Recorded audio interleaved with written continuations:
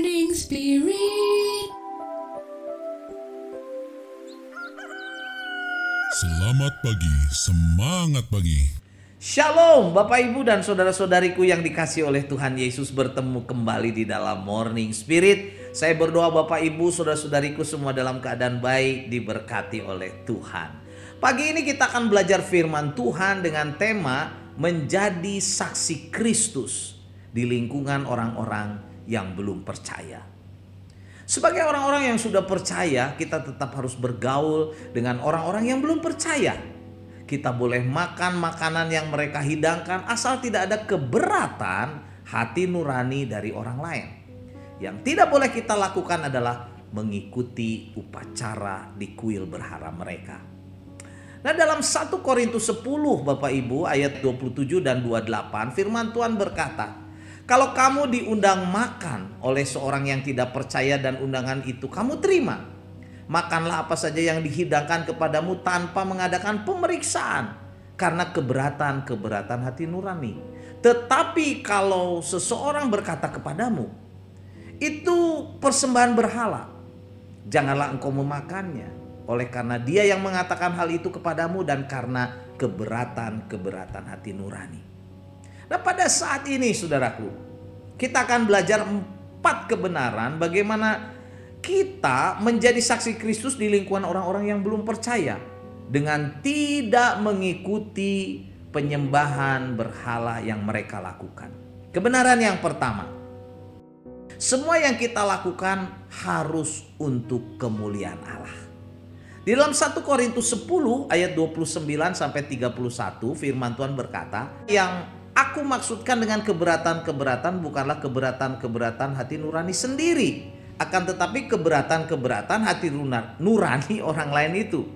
Mungkin ada orang yang berkata, mengapa kebebasanku harus ditentukan oleh keberatan hati nurani orang lain? Kalau aku mengucapkan syukur atas apa yang aku turut memakannya, mengapa orang berkata jahat tentang aku dalam makanan yang atasnya aku mengucap syukur? Aku menjawab, jika engkau makan atau jika engkau minum atau jika engkau melakukan sesuatu yang lain, lakukanlah semuanya itu untuk kemuliaan Allah.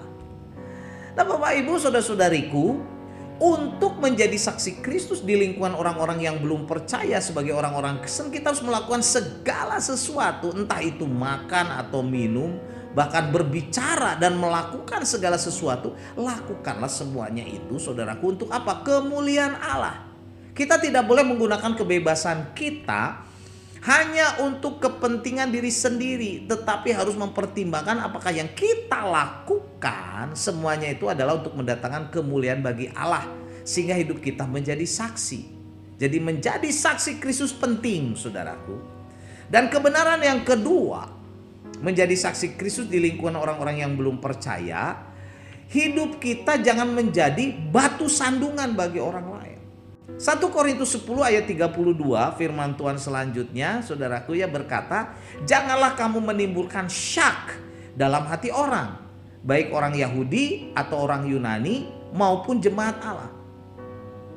Menjadi saksi Kristus di lingkungan orang-orang yang belum percaya saudaraku, jangan menggunakan kebebasan yang kita punya ya membuat syak dalam hati orang lain. Orang lain menjadi tersandung, kita menjadi batu sandungan yang membuat orang lain menjadi curiga, tidak yakin karena kesaksian hidup kita yang tidak baik.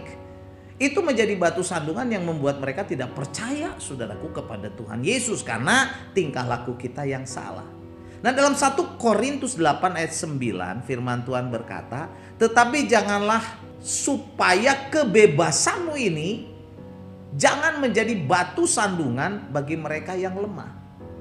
Konteks ayat ini saudaraku adalah latar belakang jemaat Korintus saat itu masih belum lama saudaraku ya, orang-orang Korintus beberapa orang menjadi orang-orang percaya. Jadi mereka harus dibimbing untuk mengenal Tuhan Yesus lebih lagi, lebih dalam lagi.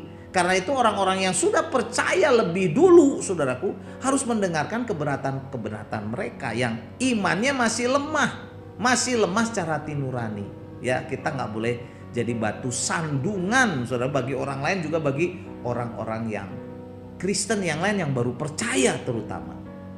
Nah, kebenaran yang ketiga, saudaraku, menjadi saksi Kristus di lingkungan orang-orang yang belum percaya. Kebenaran yang ketiga, kita harus menjadi teladan untuk kepentingan orang banyak, supaya mereka beroleh keselamatan dari Kristus. 1 Korintus 10 ayat 33, firman Tuhan selanjutnya berkata, sama seperti aku juga, kata Paulus, berusaha menyenangkan hati semua orang dalam segala hal, bukan untuk kepentingan diriku, tetapi untuk kepentingan orang banyak. Untuk kepentingan orang banyak, saudara, ini penting sekali ya, supaya mereka beroleh selamat. Nah, saudaraku, sungguh luar biasa kesaksian Rasul Paulus ini. Dia rindu supaya orang-orang diselamatkan. Paulus tidak mencari keuntungan bagi dirinya sendiri, melainkan melakukan segala sesuatu untuk mendatangkan kebaikan bagi orang banyak, supaya orang banyak itu, saudara, mendapatkan kesaksian dari hidup Rasul Paulus, supaya hidup mereka, saudaraku, dimenangkan. Ya, kita menjadi saksi sehingga banyak orang diselamatkan. Jadi untuk menjadi saksi Kristus di lingkungan orang-orang yang belum percaya, saudaraku, kita harus menjadi teladan, menjadi berkat, menjadi contoh untuk kepentingan orang banyak, supaya mereka yang belum percaya, saudaraku, menjadi percaya kepada Tuhan Yesus dan diselamatkan karena melihat sikap kita. Amin ya, kita menjadi saksi. Dan kebenaran yang keempat, saudaraku, menjadi saksi Kristus di lingkungan orang-orang yang belum percaya adalah teladani kehidupan Rasul Paulus sebagai pengikut Kristus yang setia. Sebagai pengikut Kristus yang setia. 1 Korintus 11 ayat 1, saudaraku, firman Tuhan berkata, jadilah pengikutku, kata Paulus, sama seperti aku juga menjadi pengikut Kristus. Menjadi pengikut Kristus. Puji Tuhan. Nah, saudaraku, dengan mengatakan seperti ini Rasul Paulus, saudara, bukan untuk menyombongkan diri atau menganggap dirinya lebih hebat dari yang lain. Tetapi Rasul Paulus ingin agar orang-orang yang di Korintus, saudaraku, dan juga pastinya untuk kita, orang-orang yang percaya kepada Tuhan Yesus, mau mengikuti teladan Paulus, saudaraku, bagaimana dia menjadi saksi Kristus di lingkungan orang-orang yang belum percaya. Hidup Paulus sungguh-sungguh, saudaraku. Rasul Paulus memberikan teladan kepada kita bagaimana ia dapat menyesuaikan diri dengan orang-orang yang ada di lingkungannya yang belum percaya. Agar dengan demikian, saudaraku, mereka dapat percaya pada Kristus dan diselamatkan. Dan semua tindakan Rasul Paulus didasarkan atas komitmen untuk meneladani Kristus. Sehingga dia bisa menjadi saksi di lingkungan orang-orang yang belum percaya kepada Kristus. Haleluya. Amin ya. Jadi inilah 4 kebenaran, saudaraku, bagaimana kita menjadi saksi Kristus di lingkungan orang-orang yang belum percaya. Yang kita teladankan, saudara, yang kita teladani, saudaraku ya, di dalam kehidupan Rasul Paulus. Yang pertama, saudaraku ya, semua yang kita lakukan harus untuk kemuliaan Allah, untuk kemuliaan Tuhan ya. Yang kedua, hidup kita jangan menjadi batu sandungan, saudaraku, bagi orang lain.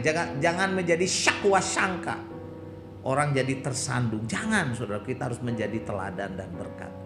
Dan kebenaran yang ketiga, kita harus menjadi teladan untuk kepentingan orang banyak. Supaya apa? Supaya mereka memperoleh keselamatan dari Kristus. Kita harus jadi teladan. Dan yang keempat, saudaraku, teladanilah kehidupan Rasul Paulus. Sebagaimana Rasul Paulus menjadi pengikut Kristus yang setia. Filipi 3 ayat 17 berkata, saudara-saudara, ikutlah teladanku dan perhatikanlah mereka yang hidup sama seperti kami yang menjadi teladan.